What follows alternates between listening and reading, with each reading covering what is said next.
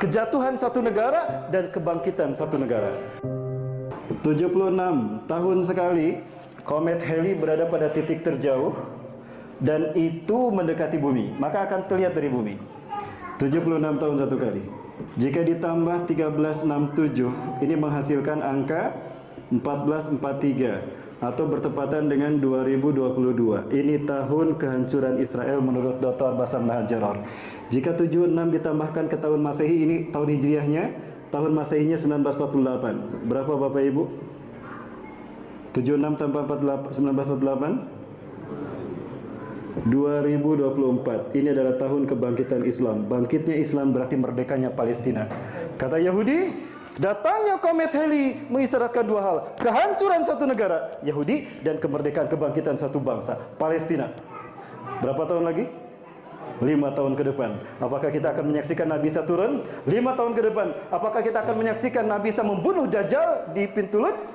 5 tahun ke depan. Apakah kita menyaksikan bahwa dunia ini ada dalam genggaman umat Islam? Pastikan doa kita tidak pernah kita lupakan. Ya Allah, beri kami umur panjang. Jika kita hidup sampai tahun-tahun ini, peristiwa-peristiwa besar itu akan kita saksikan. Ya, kepada para pemuda yang siap untuk meraih tiket surga, pastikan kita tidak akan melewatkan jihad di bumi Indonesia ini demi membela NKRI. Kenapa? Karena hanya umat Islam yang peduli kepada kedaulatan NKRI. Betul?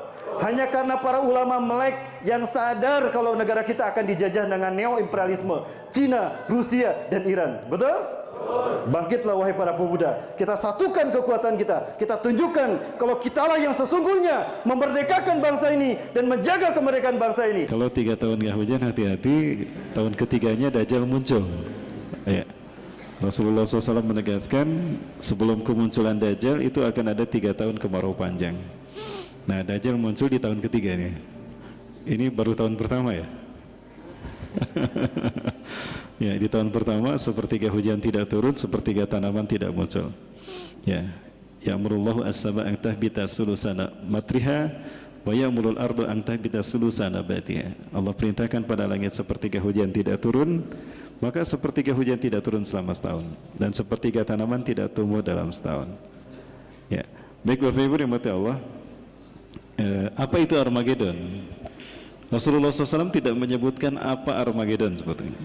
Tidak menyebutkan kata Armageddon. Namun kata Armageddon ini menjadi sebutan dari para pengamat geopolitik akhir zaman dari kalangan para ulama mutaakhirin. Ya, yang moderat. Yang ada di dalam Rasulullah SAW sebutkan adalah tentang perang demi perang yang akan dihadapi oleh Imam Mahdi. Nah, Armageddon itu dikaitkan dengan satu wilayah yang menurut keyakinan para pengamat politik dunia, jika wilayah itu dikuasai dalam Perang Dunia Ketiga, maka dia akan mengendalikan arah Perang Dunia Ketiga dan bisa menguasai Perang Dunia Ketiga. Nah, Armageddon ini diambil dari dua kata, dari kata Ureh. Ya, Ureh itu adalah satu bukit yang ada di wilayah Syam, Palestina, dan Magedah itu adalah lembahnya, Majidun. Jadi kalau digabung dua wilayah ini antara bukit dan lembah, ya digabung dari kata Arab Ureh Majidun ke dalam bahasa Inggris menjadi Armageddon. Ya, namun persepsi Armageddon ini kemudian oleh media barat digambarkan seolah-olah perang bukan perang antara hak dan batil, bukan perang antara Islam dan musuh-musuhnya, tetapi digambarkan sebagai upaya untuk menyelamatkan bumi dari hantaman meteor. Maka muncullah film Armageddon. Ya. Pernah menonton filmnya? Yang aktornya salah satunya adalah saya. Bukan saya. Maksud saya Bruce Willis. Ya. Bintang filmnya Bruce Willis. Ada Demi Moore juga ya kalau tidak salah. Dan ada bintang-bintang yang lain. Yang diceritakan kalau bumi ini akan ditabrak oleh sebuah meteor besar, yang mana meteor besar ini apabila menghantam bumi maka bumi akan hancur. Nah, maka dikirimlah oleh Badan Antariksa Amerika Serikat sekelompok ahli yang sebetulnya mereka bukan astronotnya, tidak semua astronot. Yang astronotnya mungkin hanya 1 orang atau 2 orang saja. Nah, Bruce Willis sendiri adalah pakar pengeboran kilang minyak, eksplorasi kulit bumi. Nah, dia dikirim ke sana. Ya, nah itu ceritanya demikian. Nah, yang sebenarnya Armageddon ini yang diamati oleh para ulama pengamat geopolitik dunia adalah perang. Yang mungkin pendapat para ulama tidak sama, termasuk di Indonesia.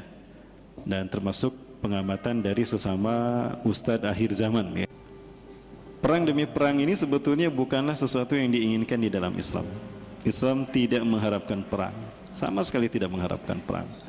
Bahkan syariat perang pun tidak dari awal ada ya.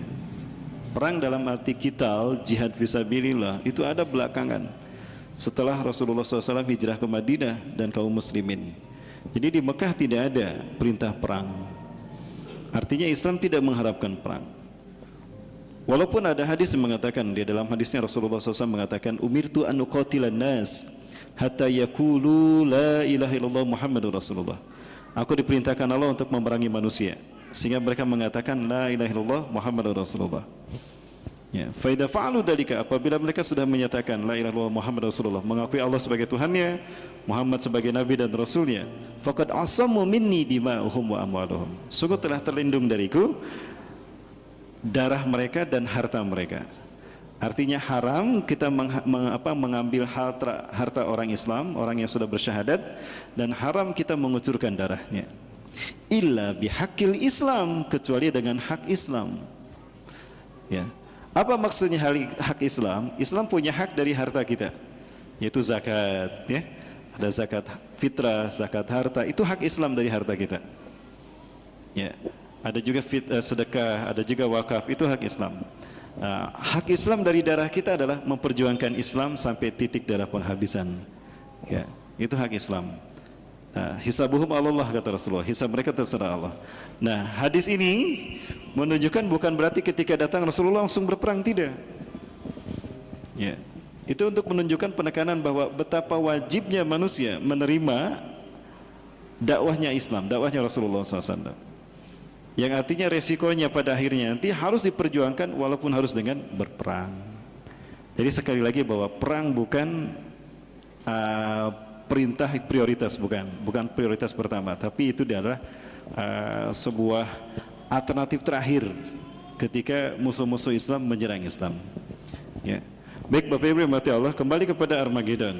Jadi Armageddon ini istilah bukan dari Rasulullah SAW, tapi istilah dari para pengamat akhir zaman, ya, ahli hadis, baik dari Barat ataupun dari Timur Tengah.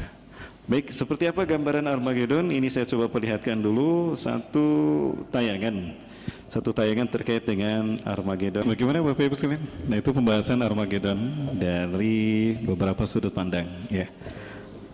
Baik, Bapak Ibu yang dirahmati Allah, ada beberapa perbedaan pandangan antara saya dengan beberapa ustadz di Indonesia ini. Disebut Indonesia karena ustadz ini bukan hanya di Pulau Jawa ya tinggalnya, walaupun hanya beberapa ustadz aja.